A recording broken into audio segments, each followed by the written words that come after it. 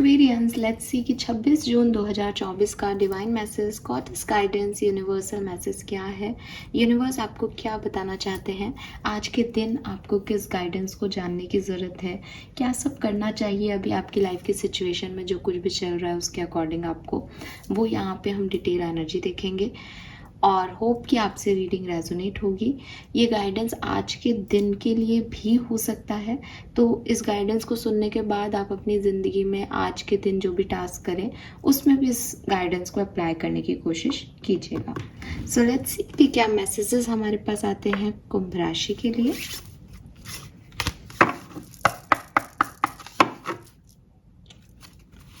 Please universe, please divine power, please spirit guides, please give me the accurate message that are in our higher goods. Okay, काफी messages आ रहे हैं।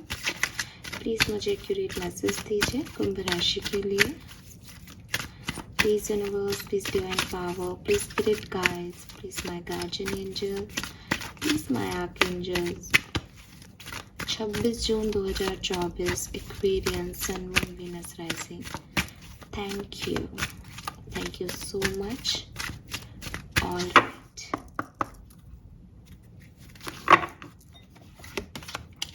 We have inner goddess. Okay. We have scared space. All right. And we have blossoming. और bottom में है ending and beginnings.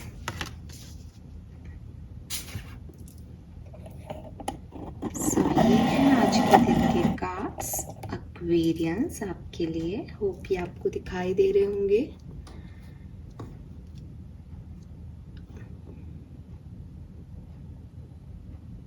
आज के दिन कुछ ऑरेंज ही पहनिएगा, ऑरेंज एंड येलो। एंड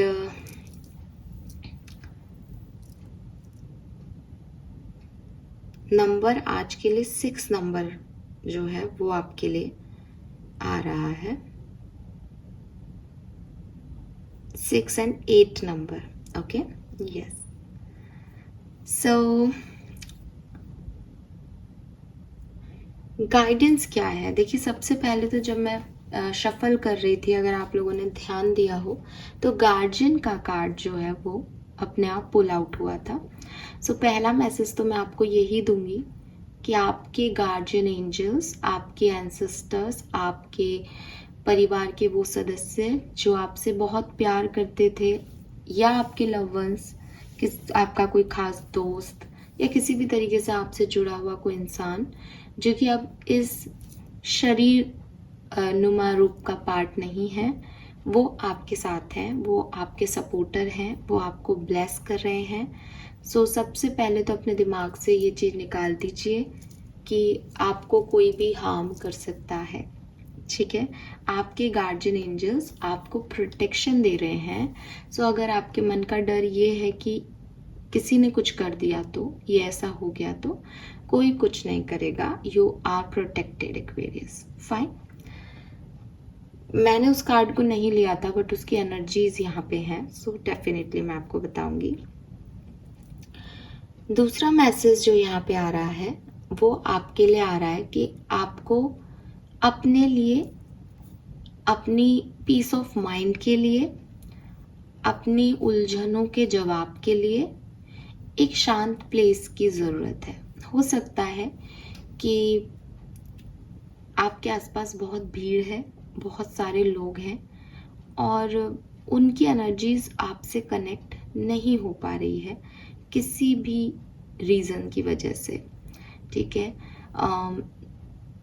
उनकी एनर्जी मीन्स कि आपके स्पिरिट गाइड्स की एनर्जी, आपके गार्डियन एंजल्स की एनर्जी की आपको कुछ समझाना चाहते हैं, आपको कुछ बताना चाहते हैं, लेकिन आपके आसपास इतनी भीड़ भड़का है और आप पीस में भी बैठते हो तो आपके दिमाग में कुछ थिंकिंग, थॉट प्रोसेस ही चलते रहते हैं कि वो जो कहना चाह रहे हैं वो आप समझ ही नहीं रहे, और वो जो चैनल एनर्जीज हैं वहाँ तक आप नहीं पहुँच पा रहे।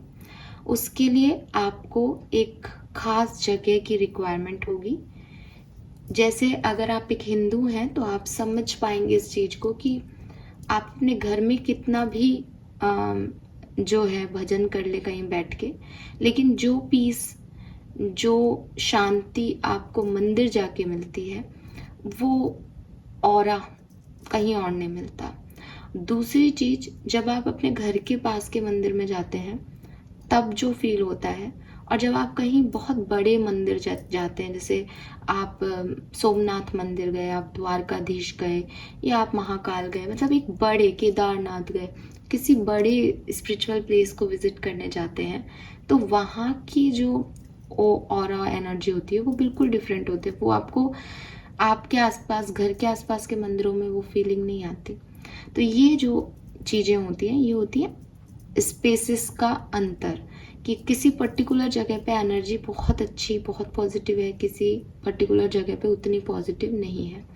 अब घर में हम लड़ाई भी लड़ लेते हैं, बातचीत भी कर लेते हैं, हम कोशिश पूरी करते हैं सफाई, स्वच्छता की, पवित्रता की, लेकिन चीज़ें वैसी नहीं हो पाती। घर के आस पड़ोस के मंदिर में कभी भी कोई भी हर व्यक्ति तरह का व्यक्ति चला जाता है, तो वहाँ पे भी वो चीज़ नहीं होती। लेकिन बड़े मंदिरों में पूरे रेस्ट्रिक्शंस होते हैं, वहाँ पे वो मूर्तियाँ भी जो है पूरी प्राण प्रतिष्ठा के साथ बैठाई गई हैं। सो वहाँ की एनर्जी अलग होती है। आपको यूनिवर्स कह रहे हैं कि आपको अपने लिए ऐसी हाई एनर्जी स्पेसेस क्रिएट करनी पड़ेंगी। अब आप कैसे क्रिएट करेंगे? सबसे पहले अपने घर का कोई कोना ढूंढिए जहां आप ये सोचें कि ये मेरा, जैसे हम हमेशा से, हम बचपन से कहते हैं कि भाई ये मेरा कॉर्नर है, ठीक है। मेरे पूरे घर में 2000 स्क्वायर फीट का चाहे घर हो, लेकिन उसमें एक कॉर्नर, चाहे आपका एक कोई झूला लगा हुआ हो, एक कॉर्नर बना हुआ हो, ये मेरे लिए जो है वो खास है। यहाँ पे बैठ करके मैं अपने ड्रीम्स देख सकता हूँ, अपने बारे में बात कर सकता हूँ, अपनी यादों को याद कर सकता हूँ। तो वो एक कॉर्नर, एक ऑल्टर आपका होगा। नहीं है तो आप उसे बनाएं, उसे क्रिएट करें। और मैं कोई हिंदू धर्म की बात नहीं कर रही, आप जिस भी धर्म को मानते हैं, सिर्फ एक ऑल्टर, एक कॉर्नर चाहिए आपको। लेकिन वहाँ पे आपको ऐसी ऊर्जाएं क्रिएट करनी है जहाँ की एनर्जी जो है वो स्वच्छ हो, जहाँ पे बैठते ही आपके अंदर जो है वो एक पॉजिटिव ऑरा क्रिएट हो जाए, ठीक है। उसके बाद आप सेज स्टिक से, आप पालो सांटो से, आप धूप बत्ती से उस एरिया को डेली क्लींस करना शुरू करें। वहाँ पे वो जला के रखें। पालो सांटो जो है वो आपको भी पता होगा कि एक पेड़ की छाल है, तो आप निवेदन करें नेचर से, प्रकृति से, कि वो अपने इस धुएं से आपके उस कॉर्नर की, उस जगह की जो नेगेटिविटी है उसको ग्राउंडेड कर दे, उसे धरती में समा दे, और आसमान से एक पॉजिटिव ऊर्जा आपके उस पर्टिकुलर कॉर्नर को जो है वो रोशनी से भर दे। ये सब आपको बोलना है, ये सब आपको अज्यूम करना है, विजुअलाइज करना है, एक पर्टिकुलर कॉर्नर क्रिएट करना है।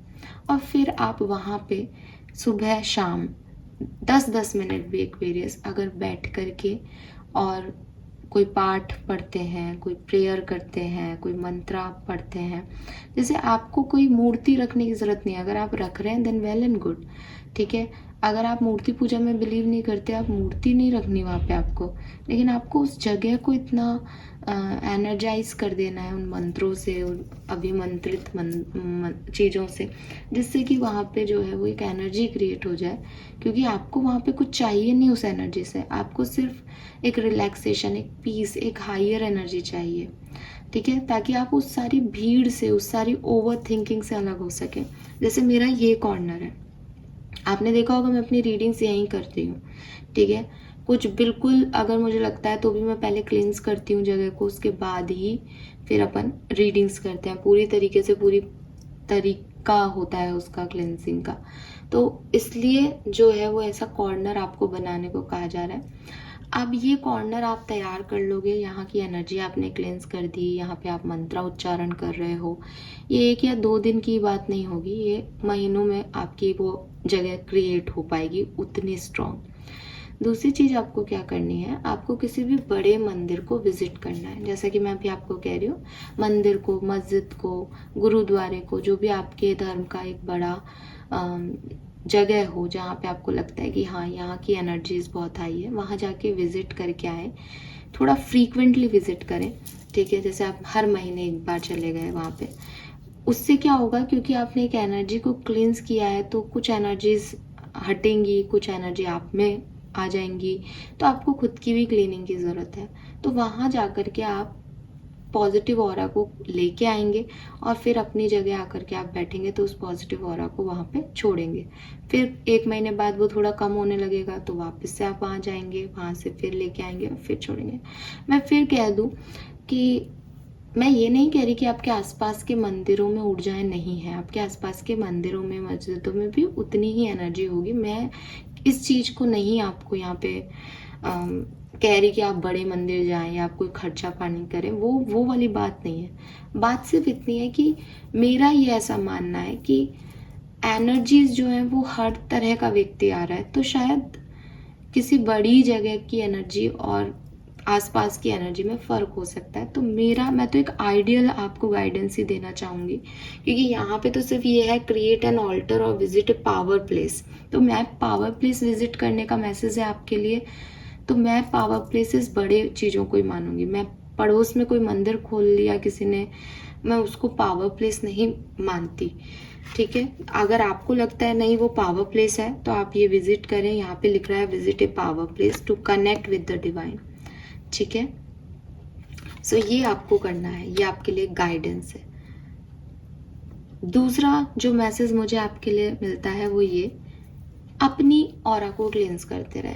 अपने ऑरा को क्लींस करने का क्या तरीका है, नमक जो होता है, और वो भी अगर आप जानते हो तो पिंक जो हिमालयन सॉल्ट होता है, पिंक हिमालयन सॉल्ट, वो सबसे स्वच्छ नमक कहा जाता है, वो लाएं और उससे अपने हाथ डेली बेसिस पे साफ करें, ठीक है।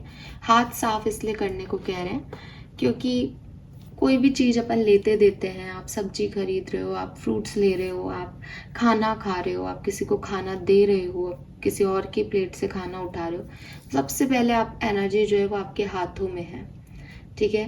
पैर भी कहीं पड़ता है तो चप्पल होती है, लेकिन हाथ में तो कुछ भी नहीं, प्रोटेक्शन है। सो हाथ ही ऐसी चीज़ है जिससे आप ले भी रहे हो और दे भी रहे हो, उठ जाए। तो सबसे ज़्यादा मैं हाथों को क्लींस करने की एडवाइस करती हूँ।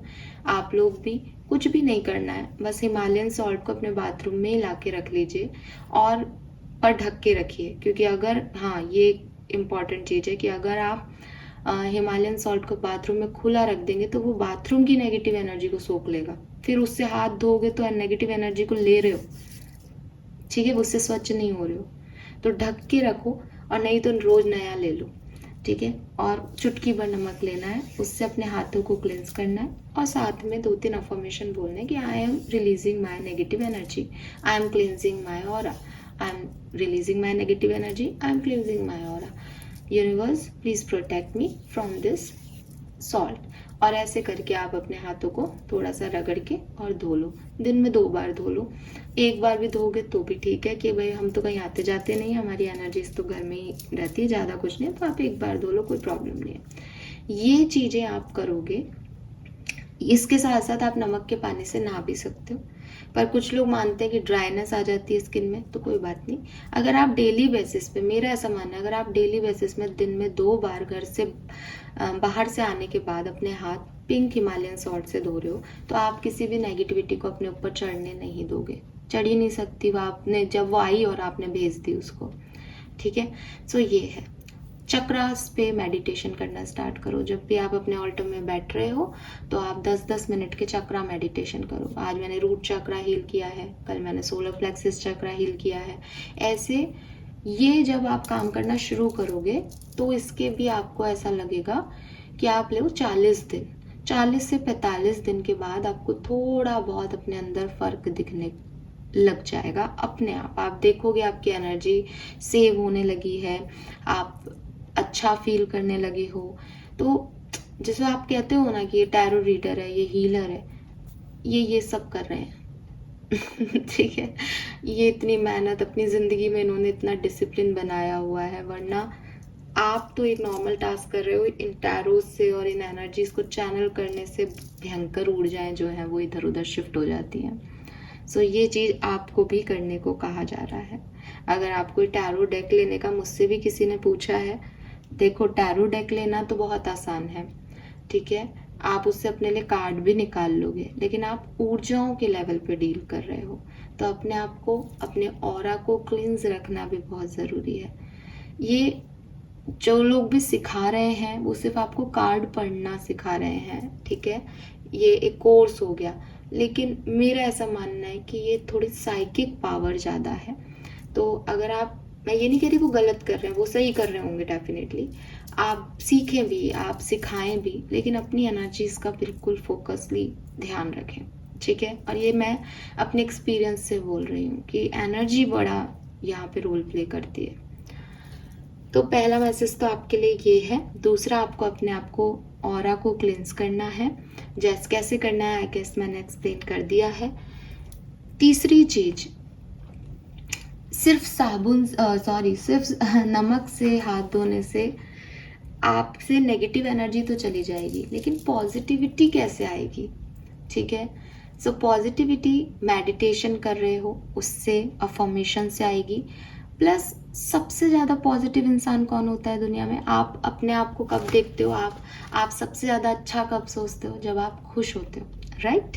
सो यूनिवर्स यहाँ आपको कह रहे हैं कि अपनी पसंद के काम करो, अपनी पसंद के काम करोगे तो खुश होगे तो अपने आप एक पॉजिटिविटी आएगी, तो नेगेटिविटी को जगह नहीं मिलेगी, और जो थोड़ी बहुत नेगेटिविटी असर करना शुरू करेगी वो आप सॉल्ट से क्लीन कर लोगे। तो मजाल ही नहीं है कि कोई भी इशू आपके ऊपर आए।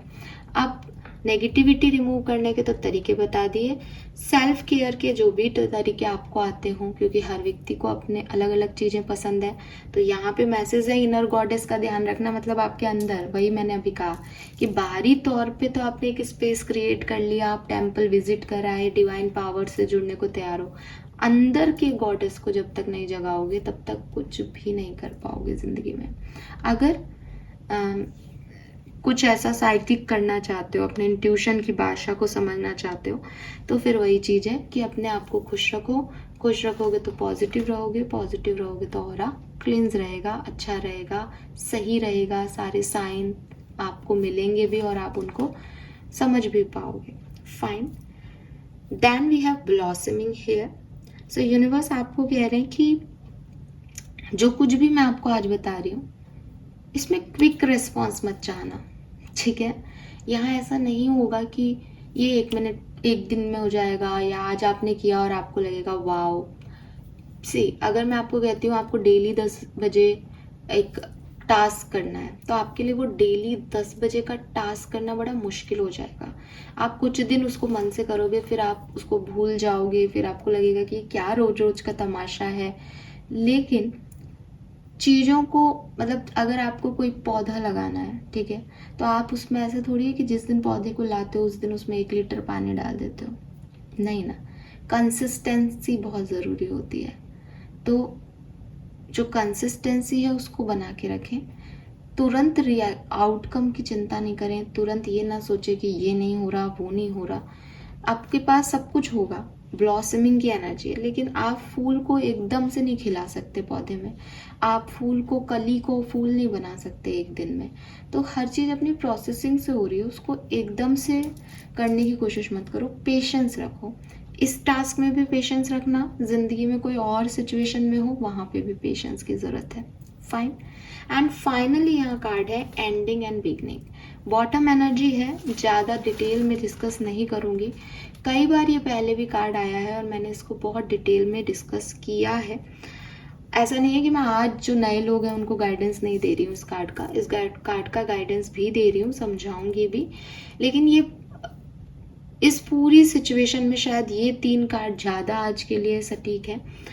एंडिंग एंड बिगनिंग का कार्ड आपको यही कह रहा है, जैसे मैंने आपसे बात की, मैंने आपको कहा एक ऑल्टर क्रिएट करो, मैंने आपको कहा कि अपने ऑरा को क्लींस करो। सिर्फ ऑल्टर क्रिएट करना, जगह ले लेना अपने घर में कि मम्मी मैं यहाँ बैठूंगी आज से या बैठूंगा आज से, सिर्फ इतना काम नहीं होता। उसको कंटिन्यूएशन में रखना ज़रूरी है, उस ऑल्टर में पॉजिटिविटी लेके आना ज़रूरी है। ये कोई ऊर्जा ऐसी नहीं है कि हाथ में या थैली में लेके आ गए, साहब मैं मंदिर गया था, ये 1 किलो ऊर्जा लाया हूँ, ये मैंने अपने ऑल्टर में बिखेर दी। ये ऐसी चीज़ तो है नहीं। तो सिंपल सी चीज़ें मैंने आपको बताया कि आप पॉजिटिविटी को अट्रैक्ट कैसे करेंगे, आप नेगेटिविटी को रिलीज़ कैसे करेंगे। अब यहाँ पे मैं आपको अगर सिर्फ ये कहती कि आप पॉजिटिविटी को अट्रैक्ट कैसे करोगे, कि आप सेल्फ लव करो, आप खूब खुश रहो, एक्वेरियस टेम्पल विजिट करके आओ और वहाँ बैठ के मेडिटेशन करो, आपको लगता है कि वो जगह वहाँ पे क्लिंज होती? नहीं। हमने क्या किया, वहाँ की पुरानी ऊर्जाओं को हटाया। कैसे हटाया? आपने मैंने कहा आपको कि आप धूप बत्ती जलाएं, आप पालो सांटो जलाएं, आप कोई भी कपूर की टिकिया जलाएं, वहाँ पे वहाँ की एनर्जीज़ को ग्राउंडेड होता हुआ देखें, नई एनर्जीज़ को वहाँ आता हुआ देखें। तो नई एनर्जीज़ को वहाँ आने से पहले वहाँ की पुरानी एनर्जीज़ को जानना ज़रूरी है ना। टैरो कार्ड्स को चार्ज करते हैं जब अपन, तो क्यों करते हैं कि भाई बहुत टाइम से वो उन ऊर्जाओं को ले रहे हैं, बहुत टाइम से मेरे का हाथ में वो शफल हो रहे हैं, पुरानी एनर्जीज चल रही हैं, तो उनको हमेशा क्लिंस करते रहना पड़ता है, क्रिस्टल्स को क्लिंस करते रहना पड़ता है। क्यों? क्योंकि एनर्जी का सोर्स कोई भी होगा, वो पुरानी चीज़ों को जब तक अट्रैक्ट करता रहेगा, अंदर रखेगा, तब तक वो नई ऊर्जाओं को लिए खाली नहीं होगा। उसमें एक पर्टिकुलर लेवल की, जितना बड़ा क्रिस्टल है उसमें उतने लेवल की ऊर्जाएं संरक्षित हो सकती हैं। तो अगर आप उनको नहीं रखोगे तरीके से, आप उसको रोज खाली नहीं करोगे, तो उसमें नई ऊर्जाएं कभी संचालित नहीं होगी, उसमें वही ऊर्जाएं रह जाएंगी। ऐसे ही आपकी बॉडी भी एनर्जी का पुंज है। यहाँ पे 7 चक्रा काम कर रहे हैं। अगर आप उन चक्रा पे वर्क नहीं करोगे, अपने बॉडी पे वर्क नहीं करोगे, अपने थॉट प्रोसेस पे वर्क नहीं करोगे, तो ये उसी थॉट प्रोसेस, उसी चक्र में, उसी पुरानी फिलॉसफी में, उसी चीज़ें से, उसी ढर्रे पे चलते रहेंगे, राइट। तो कुछ भी नया सोचने के लिए पुराने को रिलीज करना ज़रूरी है।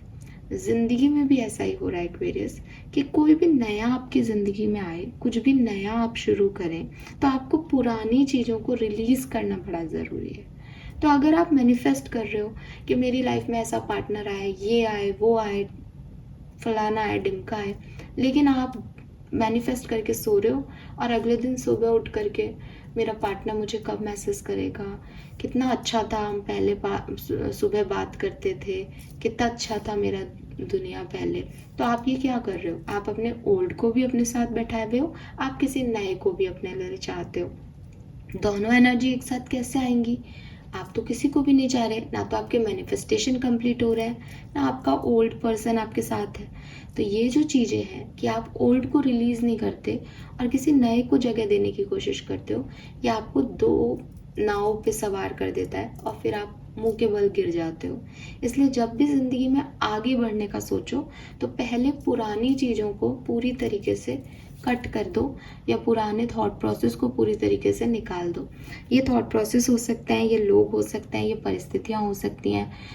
कैसे रिलीज़ करना है, इट्स अप टू यू।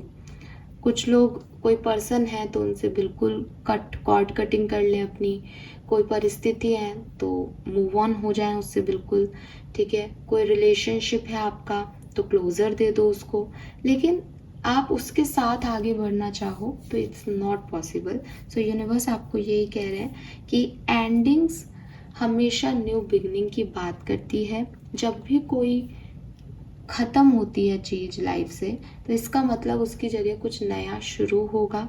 जब कोई पेड़ जो है वो ख़राब होता है, डिजनरेट हो जाता है, तो उसके पास में उसके छोटे छोटे से जो जड़ें हैं वो अपनी जगह बना लेती हैं। अगर वो पेड़ पनपता रहेगा तो वो इन जड़ों को कभी पनपने नहीं देगा।